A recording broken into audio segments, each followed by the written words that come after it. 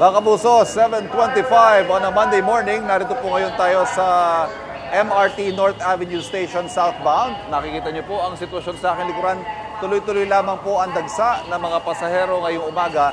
Kani-kanina medyo nagkakaroon tayo ng pila dito sa banda papasok, dito sa mga gates, papunta mismo sa platform. Pero mabilis po yung nawawala yung pila na yan dahil sa ating pagta-time. Sa dating ng mga tren, every 3 to 4 minutes ay dumarating po yung mga tren. Kaya kung magkapila man dito, ay mabilis itong nakakapasok. Mabilis nawawala yung pila.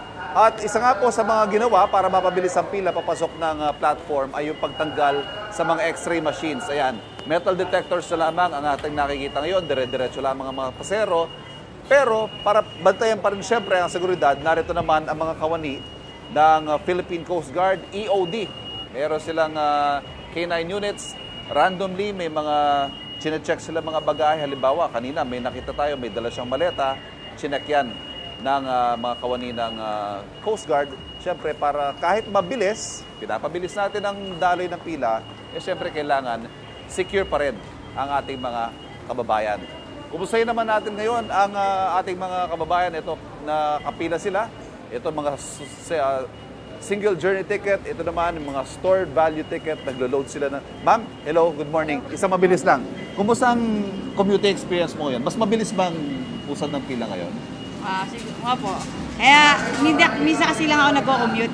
Pero hindi ka regular commuter. Ano naman ang pakiramdam mo dun sa tinanggal yung x-ray machine? Hindi ba parang nabawasan yung sense of security o okay lang sa iyo? Mas mabilis po kasi yun eh. Kaysa yung maglalagay ka ng bag sa x-ray. Oo. So mas okay sa iyo? Apo, mas okay po. Ingat. Ingat sa biyahe. Sir, kumusta naman ang biyahe mo ngayon? Okay naman. Mabilis? Mas mabilis ba ngayon? Regular commuter ka ba dito? Hindi naman. Minsan kasi sa carousel ako eh.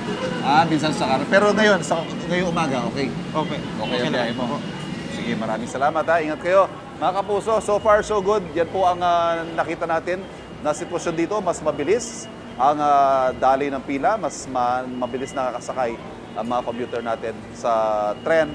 At syempre, nandiyan pa rin naman yung security measures in place para masiguro kaligtasan ng pagko-commute ng ating mga kababayan. At yan po ang latest mula dito sa MRT North Avenue Station. Balik muna tayo sa studio. Kapuso, huwag magpapahuli sa latest news and updates. Mag-iuna ka sa balita at mag-subscribe sa YouTube channel ng GMA Integrated News.